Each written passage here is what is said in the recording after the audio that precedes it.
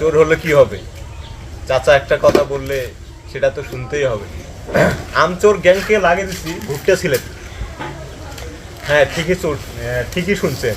এরা হলো আমচোর গ্যাং। দিনের দুপুরে মানুষের গাছের আম চুরি করে বেড়ায়। আমাদের সময়ে আমরা কি করছি? রাতের মধ্যে ধরছি চুরি করছে, কিন্তু আমরা রাতে করছি। কিন্তু এরা দিনের দুপুরে মানুষের গাছের আম চুরি করে ফেলবে।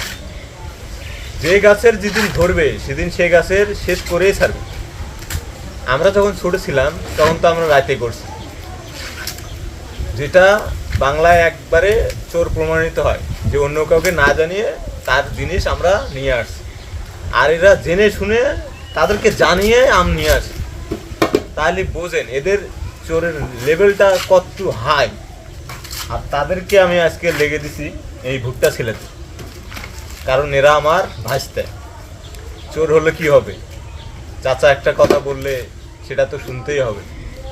এই জন্য চাচার কথা কি আর ফলাইতে পারে? এই জন্য লেগে পড়ছে চাচার কষ্ট কিছুটা হলেও কমাতে। হ্যাঁ, দেখেন ভাইরা, মাত্র 3 মিনিট হয় গেছে ভুট্টে ছিলি দিয়ে। ওইদিকে একটা দেখাও। ভুট্টে ছেলা শেষ করে দিয়ে মাত্র 3 মিনিট হয়ে গেছে। দেখেন কতগুলো আম পারি নিয়ে আসছে। কে ভাইস্তা, ওই গাছের কি আম আছে? আরো আছে? হায় হায়।